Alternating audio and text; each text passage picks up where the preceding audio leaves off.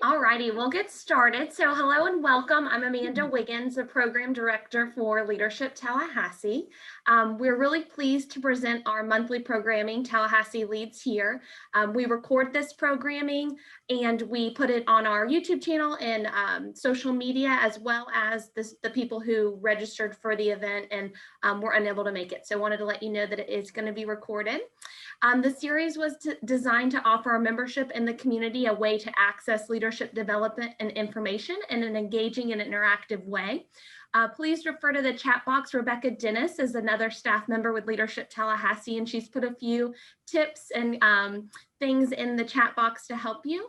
And so with that, I want to thank our sponsor, which is CarePoint Health and Wellness, that has sponsored our LT Luncheons, which has just temporarily changed to this Tallahassee Leads Here. And we're hoping to have a hybrid version of our LT Luncheons again in December. So keep an eye out for that. Our membership committee is working hard for that.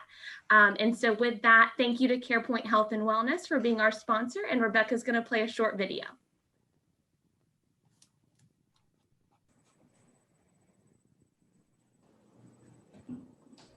When it comes to your health, care you can feel good about. Right here in Tallahassee, you can visit your primary care doctor, get lab work and x-rays done, visit the dentist, and pick up your prescriptions, all in one convenient location. CarePoint accepts most insurance and Medicare plans. CarePoint Health and Wellness Center, the region's only comprehensive healthcare facility. Contact us today to schedule your new patient appointment.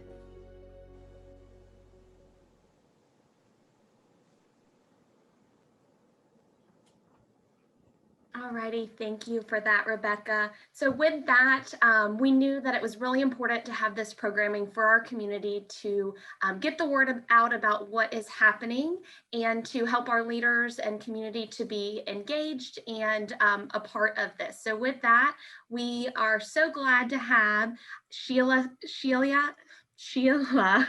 Salyer, LT25. She's the manager with the Senior Services of the City of Tallahassee and Executive Director of the Tallahassee Senior Center. So we're so glad to have you. And with that, I'm going to turn it over to you.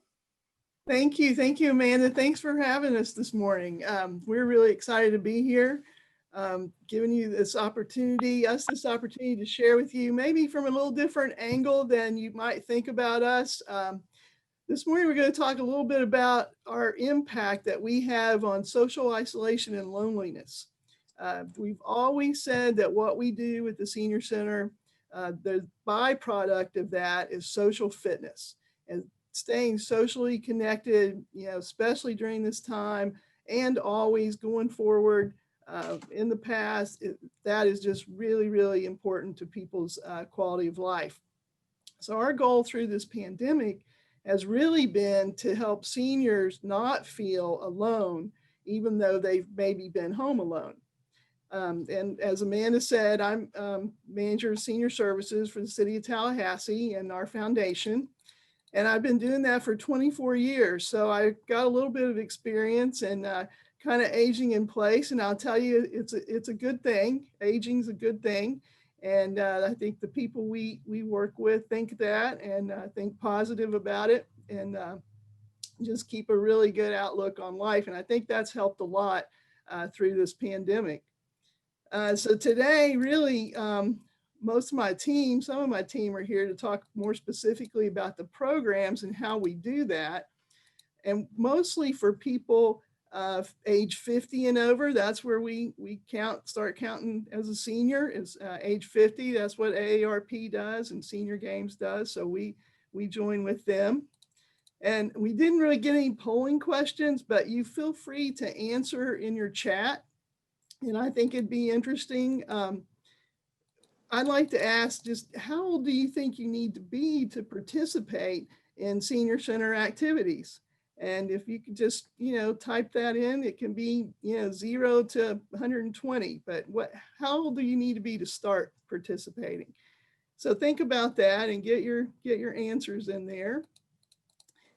Briefly, I'm just going to explain our structure just kind of in a nutshell and what our goal is to just give you a taste of kind of what we do through the Senior Center, and hope to have some time to answer your questions and hear some of your feedback about, what you think the future Senior Center programs are in our community.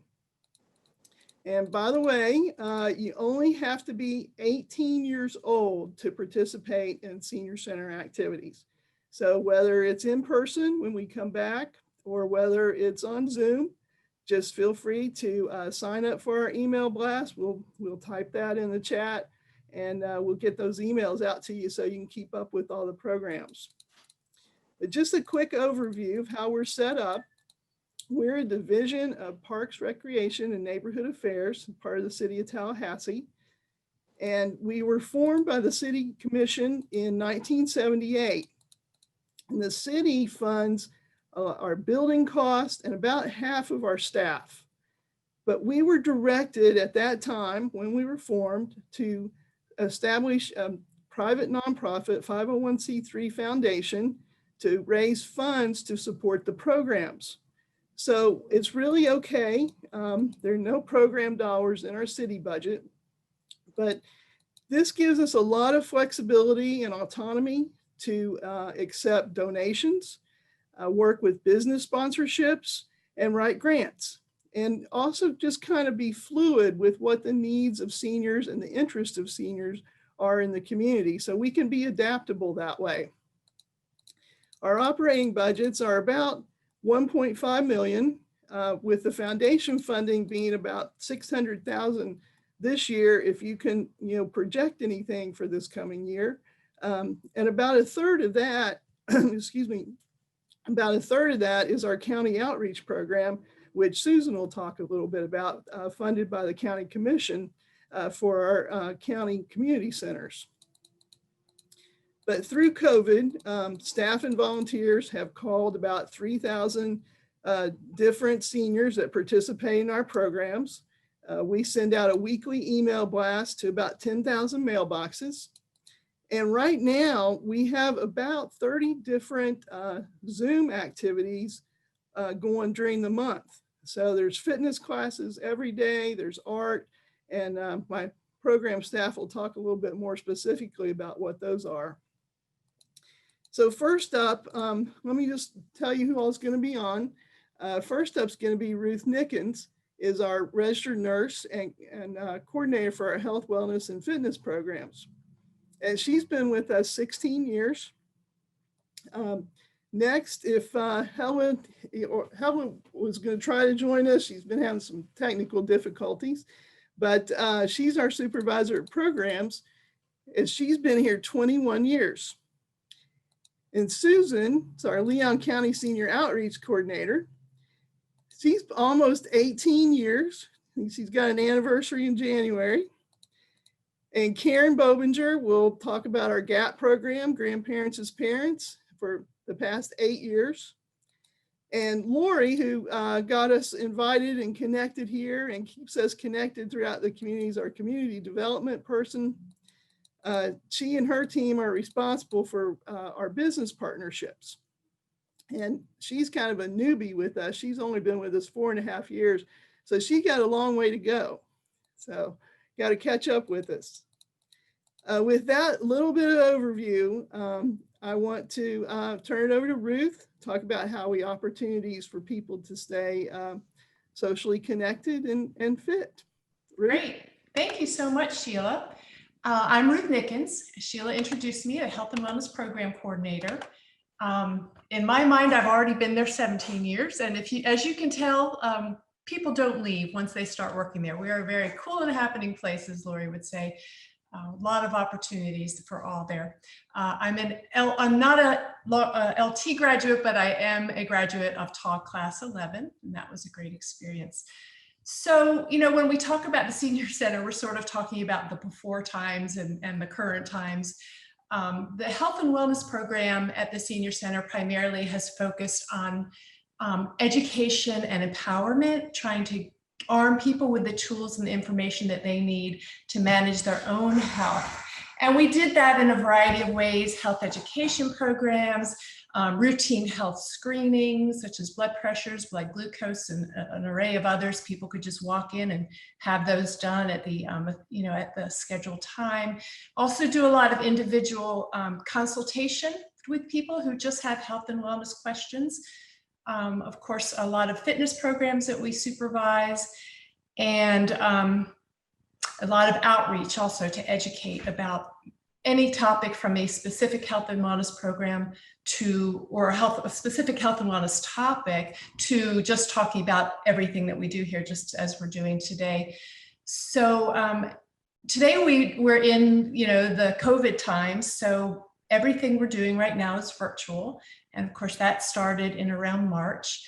As far as health and wellness goes, some of the things that we have been able to do successfully virtually are partner with other organizations that are offering things like doing research or hosting other fitness programs, and things that we can help promote on their behalf because they will benefit our participants as well. Also doing some online one-on-one activities like office hours.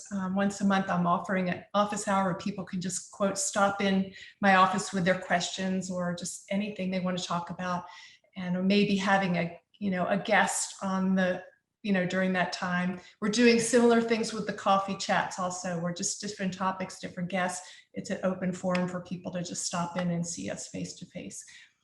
Still doing a lot of health education programs in a virtual format, working with partners to address topics that are relevant today.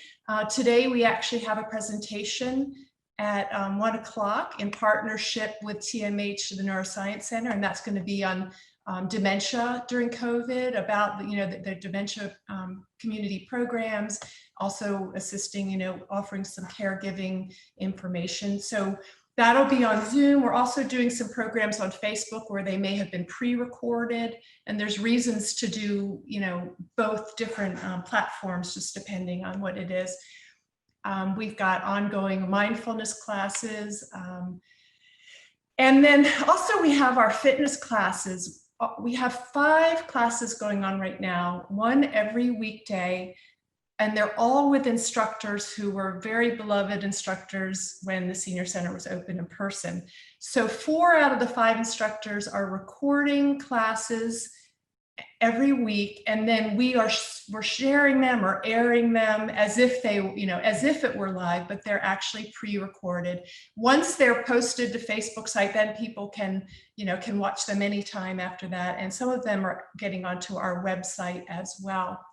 The class on Friday is a pre-recorded class, and just during COVID, so she's made 2 different videos. So we're not doing it every week, but once every couple months, we'll have her update with a new video. And of course, everyone's learned so much from doing this, and the quality of the fitness programs have really improved over time, such that WCOT has picked up our fitness programs, and they are showing them on television 4 mornings a week, Monday, Wednesday, Friday, and Saturday at 9 a.m. So if people are not comfortable using Zoom or Facebook, they can just turn on the TV and see one of our fitness classes. We don't control which class they're going to post, but they can reach into our Dropbox and choose what they want. So that was a real coup for us to be able to get television access to some of our programs. I'm just going to scroll down here. So this is what a monthly health calendar looks like: fitness programs, health and wellness programs, and then announcements as well.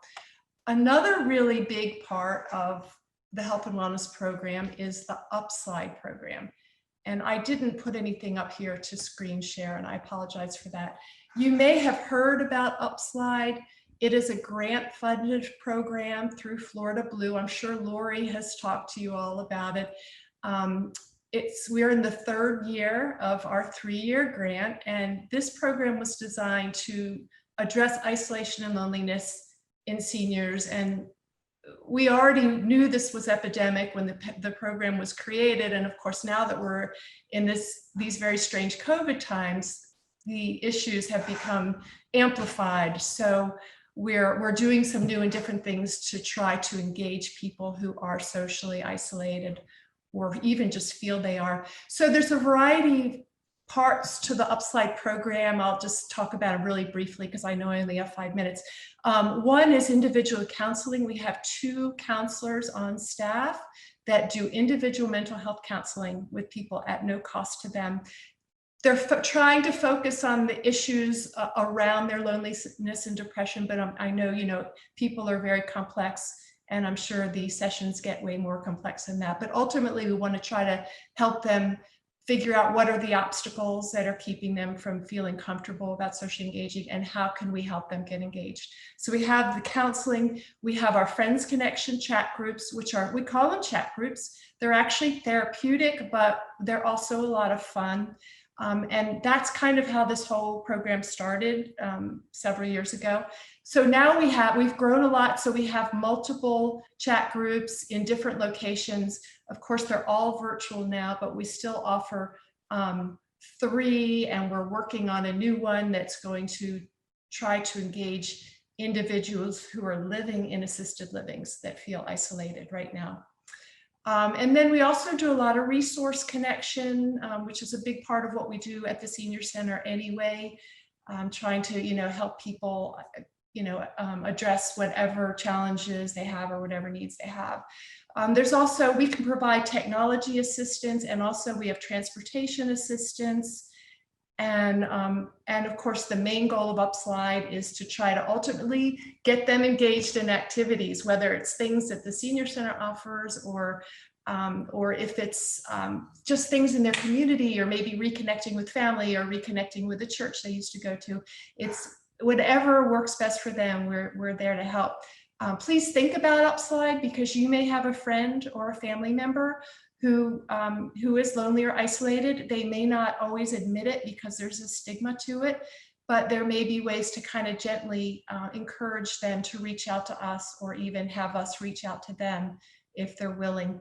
And I also want to add, we have a new program getting ready to start, and it's a buddy program with the College of Nursing at FSU, where each student, brand new nursing students, each one's going to be assigned a senior buddy, and it will be a 2-year relationship. And the purpose of that is for social engagement, but it's also to be a learning opportunity for both the students and the seniors who they partner with. So just think about that.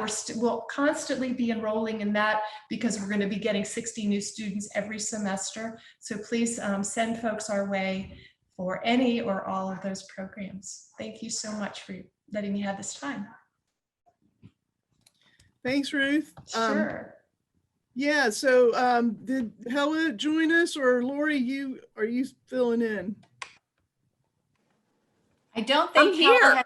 Oh, I got in. perfect. There she is. All right. So, Hey, Hella. yeah, so hi, everybody. I'm Hella Spellman. I am an LT graduate, class 26. And I also have the fabulous honor of running the TALL program, the Senior Leadership Program that we do in partnership with Leadership Tallahassee. That being said, I love what I do so much, and I realized I would go on and on and on way over my 5 minutes. So I actually typed out what I'm going to say, which happened to be a good thing, or almost was a big benefit, because I was able to email it to Lori to say, you'll have to read this for me. So since I'm going to be doing a lot of reading, because I can get so distracted and get off track very easily, but I want to get everything in, I'm going to unvideo myself just while I'm talking, if you don't mind. So anyway, one of my favorite quotes, it's on the bottom of my signature line, and I actually think it's the epitome of what we do, is by George Bernard Shaw. And that is, we don't quit playing because we grow old. We grow old because we quit playing. And I think that holds true for other things like being creative, learning, and staying fit. Intellectual, creative, and physical stimulation and socially connecting are all in and of themselves promote optimal aging. At the Tallahassee Senior Center, we offer any one of these opportunities, and better yet, the opportunity to do them while socially engaging. the evidence is very clear that lack of social connectedness is one of the biggest contributors to poor health. Some studies even show more so than smoking. So I share this because it's all this because this is a big part of many opportunities to play, create, learn, and stay physically active. Obviously, since the current pandemic, we've had to figure out how to continue this mission as best as possible. We're not able to have many of our programs and activities such as dance, games, some of the fitness, and the things that require physical proximity. But we have successfully transitioned quite a few of our lifelong learning, art, and some fitness classes to virtual, as well as our Southside program, which is one of our programs that targets the lower income population. When we went virtual, one of our biggest concerns was those people that didn't have access to technology. So we immediately got together and got a group, we have a fabulous volunteer program, got many of our volunteers that were willing to provide technical support and assistance one-on-one to anybody that might feel challenged. Additionally, we had a great partnership with FSU, and their Zoom expert was willing to provide training it was a train the trainer type thing to our volunteers that would to really specifically help them focus on providing Zoom training, since that's the platform that we were going to use. So we currently have volunteers available at any given time to provide one-on-one technical support and assistance. And that's really come in handy for maintaining the quality of life for a lot of people. So as I said, currently, in addition to our fitness programs that Ruth talked about, we have quite a few art classes and lifelong learning classes happening virtually. Initially, when we transitioned those to virtual, I was concerned that people would find so many other virtual opportunities out there that our attendance would decline. But that did not turn out to be the case. And I mention that because I think the reason people are continuing to come to our classes online, in addition to being their awesome, amazing classes, but also it speaks to the importance of that social connectedness. And it's providing the opportunity for them still to connect with their friends and their overall community. So our art program, currently at any given time, we have about 10, give or take, art classes available for people to take virtually. Additionally, we have a beautiful online art gallery now. So our participants are able to continue to put their artwork up. And we are about to have our first online, quote, art reception. A virtual art reception. So that's really, really exciting. And our lifelong learning opportunities have continued to go extremely well. Same at any given time, we have about 10 opportunities available. September is a big month for us with our lifelong learning program. We have a program called L3X, which under normal circumstances is we offer about 50 to 60 classes, field trips, expeditions, lectures throughout the month, just very awesome lifelong learning opportunities. This year, obviously, we had to transition, and Maureen, our lifelong learning coordinator, transitioned that to a fabulous experience. We couldn't do the nice outings and so forth, but it still turned out to be really, really good. So the other program I mentioned, the Southside program that targets the lower income population, that was also a big concern. Fortunately, because of the technology support we were able to provide, a lot of people that would not have been able to participate have been able to continue to participate. Some of the programs that in the Southside program that we transitioned were our her Healthy for Life program, which is an 8-week series of health classes. And that got transitioned, so people are continuing to do those. We had at one time wellness circles that were small groups of people getting together to discuss a new health topic and provide support to one another. That we couldn't do anymore, but Wendy, our Southside coordinator, was able to transition those to drive-throughs. And so the drive-throughs are now once a month, and the people come, they get a nice lunch, healthy lunch, everything's focused on health, and they get a bag of goodies, a lot of information, health and wellness information, as well as activities to promote physical and mental stimulation and wellness. And then the other program that's been real important right now that Ruth hit upon are our resource services. We have a resource coordinator that develops and maintains a variety of resources in the community with an emphasis on things for seniors, as well as caregivers and their older adults or older adult children, and even professionals. And then and this is a service that fills the gap between, I like to say, between just your typical information referral sources where you call and get assistance, and more in-depth case management. We can provide, just the resources to one-on-one assistance to help people get connected. During the pandemic right now, we have developed, I think, about 15 COVID-specific resource cards that are available.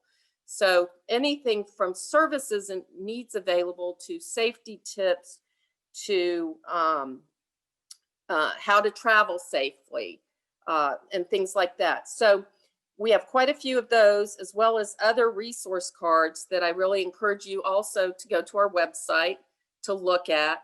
Share the information with other people. They're resources that might help you, help a parent or a grandparent. They're resources that, as a professional, that might help you deal with an older adult that you might encounter. So in a nutshell, I did go off my script, but I think I stayed within my time. And I thank you very much. And, please, I feel like I just hit the tip of the iceberg. So feel free to reach out and contact me at any time if I can answer any more questions. Great. Thanks, Ellen. That's what we're going to do. We're just going to whet your appetite a little bit. Before I go to Susan, I want to recognize a couple of our foundation board members. Kayla Hardy's on here with us, Capital City Bank, and Linda Roberts is on here with us today. Great support. So Susan, take it from there, and you're going to have to talk really fast. I know. I think all of our staff are always so excited about our programs that we could talk all day. But I coordinate the Leon County Senior Outreach Program. It started 17 years ago, and the basis of it is to bring services and resources out to the community areas that are inside Leon County, but outside of the city limits. And we focus on 6 particular communities, some of which you may know of: Miccosukee, Chairs, Woodville, Fort Braden, Lake Jackson, and Bradfordville. And normally in non-COVID times, we would be going out to each of those areas once a month for a 2-hour lunch and learn event, where we would bring a featured speaker and about 10 different exhibitors each month to each location with different resources and information and health screenings. So we were bringing everything out to our folks that lived outside of the city limits. And it has been a very popular program. We still have people that are coming that started 17 years ago. And so we've become not only just a community, but in a sense, a family out in each of those areas, because we've been gathering for so many years. So when COVID hit, it really was a concern, particularly for these seniors who are, a lot of them, very isolated out in these rural areas. And a lot of them do not have good internet access or do not do the computer. So a lot of the virtual opportunities that we've been offering at the senior center weren't going to really work for them as well. So what we decided to do is start our drive-by lunch and learn program. We call it now Lunch, Learn, and Wave. Nobody gets out of their cars, and they just drive through in each of those areas on the same day, same month that they're normally meeting. We set up out in the parking lot and greet them with smiles and waves. Each community that we serve, there's 6, has a different personality, and some of them are a little bit more tech savvy than others, but some of our rural areas really are not. And because they're so isolated, I remember thinking, would this program even work? Would they really want just to come by for a quick wave? And, you know, we give them a lunch and we give them a bag of resources, but I wasn't sure if it was really something that they would latch onto. And as it turns out, we were wrong. They really, really like the program. I think for some of them, it's some of their only contact in the month. They don't drive outside of their community, so seeing us is like seeing a friend, and they don't get a lot of that these days. We do provide a lunch. It's on a donation basis. They have been pretty generous about their donations.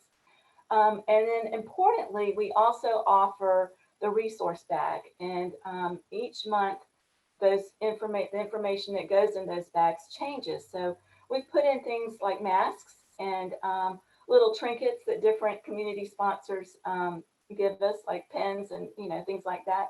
But mostly we give them really good information that they would not normally be able to access were it not for coming through and picking up this information. We give them information anywhere from hurricane preparedness to Alzheimer's resources, you name it, we've done it. And they really appreciate that connectivity to all of the different community resources out there. We are very lucky in that before COVID hit, we had established over 100 partnerships with people that came out to our locations and are now providing us with that information. So we are able to change it up every month, and so they're getting something new in their bag. Let's see. Oh, one good thing is we're also able to provide them with the resources at the senior center. So for instance, if we notice that people are lonely, then we can refer them to our Upslide program. If they need resource assistance, we have our resource coordinator. So we've got a plethora of senior center resources we're able to refer to. So it's a really good partnership, all around. We are very fortunate in that we have so many good partners in the community and programs at the senior center that all of our folks out in the county areas can access through this program. Thanks, Susan. And one of our big partners is with us representing Josie, Elder Care Services. We work hand in hand with Elder Care Services, and we appreciate all that they do for us. Karen, you got about 3 minutes. Oh my gosh, thanks a lot, team. So my name is Karen Bovinger. I'm the coordinator of the Grandparents as Parents program, or GAP. GAP is a support program for grandparents who are raising their grandchildren. We also have great grandparents and even some aunts and uncles, anybody who's raising someone else's child. There's over 2,000 grandparents in Leon County who are raising grandkids, according to the last census. So I know the number has gone up. So you may know somebody who's raising someone else's child. And if you do, please let them know about our program. As everyone else has said, it's a great source to form a new community. They get the kids for a variety of reasons, from drugs to death to neglect, abandonment, military service, incarceration, all different reasons. But no matter the reason, they're under a lot of stress. And so the GAP program is there to help them deal with all of the emotional, psychological, financial issues that they're dealing with. Under normal times, we would meet once a month for a lunch meeting at the library downtown, where we would have an educational presentation, exhibitors set up tables with information on their programs and services that they offer. Health screenings, Legal Services of North Florida was also there to answer any questions. And we had an evening support group in a local community center where we would get together in conjunction with the Circle of Parents program, have the grandparents meet in one room to talk, and childcare was provided in another room, and then we would have dinner together afterwards. We also had grand family events where we involved the kids. We would have picnics a couple times a year, go on trips, have parties. Obviously, all this in-person big family events, which sometimes would have, is up to 75 or 100 people. We haven't been able to do any of that. The grandparents in particular are very hesitant to get together in big groups. They're under a lot of stress with the kids going out into the public. A lot of them are not letting the kids go to school. They're keeping them at home. So they're really hesitant to do anything in person.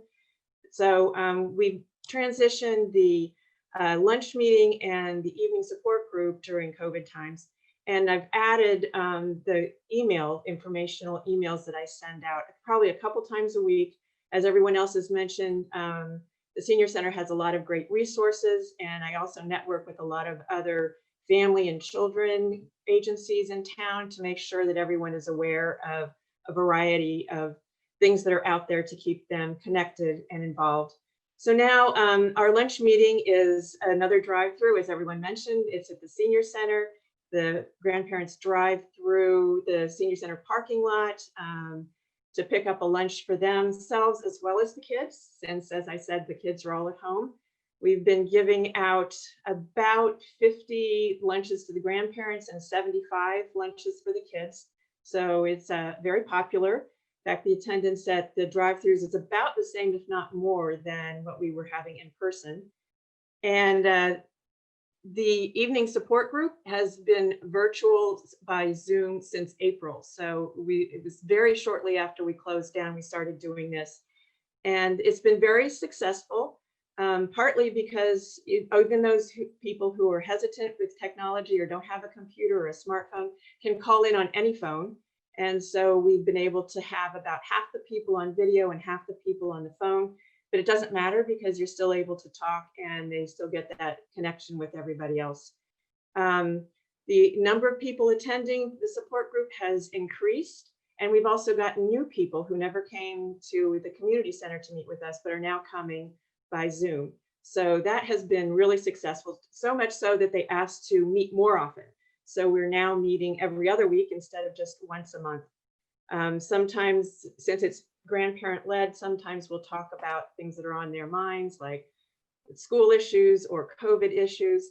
And sometimes we just do fun things, like we played trivia and we've done Mad Libs and we've got some other games planned, because it's always good to laugh together, especially when you're laughing together with friends. And one of the grandparents has told me that she always looks forward to these meetings, even after she's teleworked all day and helped the kids with their work during her coffee breaks and done dinner. And then she comes and gets together with her friends and has a good laugh. And she always feels better afterwards. So I think we may even continue this once we get back to normal times, because it's been so successful. Okay, did I do it in 5 minutes? That's great. That's great, Karen. So I think we got about 5 minutes. I want to acknowledge we are building a second senior center over in the Canopy development, and Eli's here with us, one of our architects. So at some point down the road, we may be able to come back with exciting news about how that's going, which brings me up to what are your all impression of what senior center activities we're going to be around the next 10 years, 50 years. Like we said, to start now, get out, stay active. What are your thoughts? I know somebody said they had to wait until they retired to participate. I think Christina said that. I'm glad you can participate now. So, but are there any other questions or anything? Sheila, there was an earlier question in the chat box. As we talked about that we have transitioned a number of our classes to Zoom, do we have the same participants that used to participate in person who are now attending in the Zoom class? It's probably mixed. Like Karen said, her participation's picked up. Some with the drive-through events, it's picked up. The virtual things, it's probably a little fewer, but we had Over 200 and some at our L3X during the month. That was all virtual. And we would typically be around 500 participants for that. But the other thing about it is people from all over the country have participated here and there. We had some participants from Texas and New York. And so that's another thing virtual does. It opens it up to a lot of other people. Anybody Sheila, have any- I have a question. People have talked about that we're such a resource. Is there an easy way for people to access those resources or those resource cards? Yes, those are on our website at the Tallahassee Senior Foundation.org website. There's a tab there that says resources. If you have any questions at all, just send us an email and we will get the ones that you want. Two questions. Are the meals made at the senior center or are they donated, the ones that you give out? I didn't know if you have a kitchen. We have some grant funding that helps with that, and we have some very generous donors. But we use local caterers, and we have to think it's been probably a blessing for some of those as well during this, is that it's helped them stay in business as well. That's another thing. We just felt like it's been very important to keep our staff and our instructors working. Ruth talked about some of our fitness instructors continuing to work through this. So we've been very fortunate that we've been able to keep those things going. And what do you wish more of the community knew about the Tallahassee Senior Center? What could community leaders know and help? Can I just interrupt? I just want to answer that. Yeah, I want to answer that. All right. Here's what I wish everybody knew, that there are things for people like me to be able to do in there. So Lori Swanson took me on a tour more than a year ago of the senior center. And I was just like, this is like this hidden jewel that's not really hidden on Monroe Street. And there are all these wonderful things that are happening there. I've been on the board for a year. I still get overwhelmed. I can't even begin to tell you all of the things that happen at the senior center. And I'm just amazed at, like, look at the staff that has been so dedicated, for one, loving their jobs and willing to do whatever it takes to continue to be able to serve these people who desperately need these services. I mean, this is important. This is like a lifeline to a lot of people. And so I guess what I would like people to know is, like, I'm very proud to be a part of this group. I'm not on social media, so I don't get to blast that out.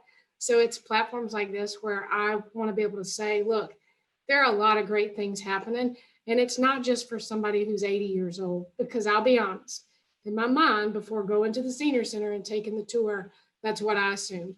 This is for a bunch of old people. They're probably sitting there playing Uno. Yeah, they could probably run circles around me. So, I mean, there's so much more going on. It's a great organization. I'm really proud of the team that we have that has really persevered this year. Thank you, Kayla. I couldn't say anymore. We just really appreciate that. And it's because of people like Kayla and Linda who support us. And I want to say, Kathleen Brothers, they've been a great partner with us for many, many years as well. So we do this because of all the community support that we have.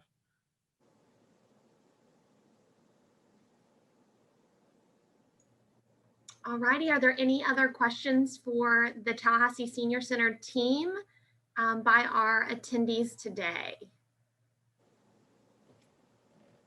Sheila, a question came in. Any idea when we will open to the public? We're still exploring some outside activities, hopefully pretty soon to get that going, but we don't really have a date on when we'll be in person again.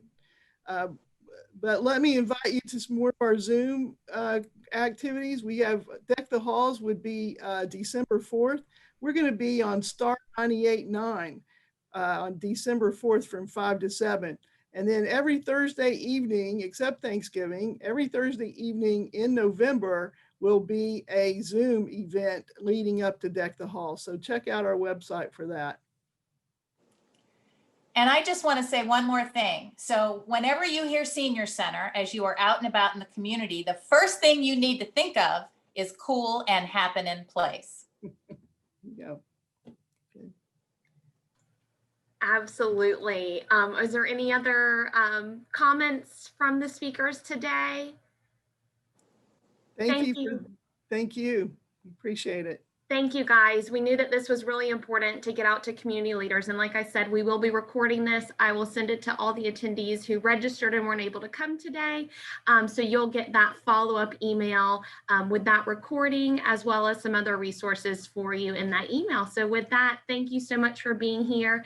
You'll get all the contact information for our speakers today in that email also. So thank you for participating in this Tallahassee Leads Here event. Thank you, Amanda. Thank Have a you for good day, having everybody. us. And feel free to unmute and say bye to your friends. Bye. Bye. Bye-bye. Thank you, Kayla. That was a great shout out.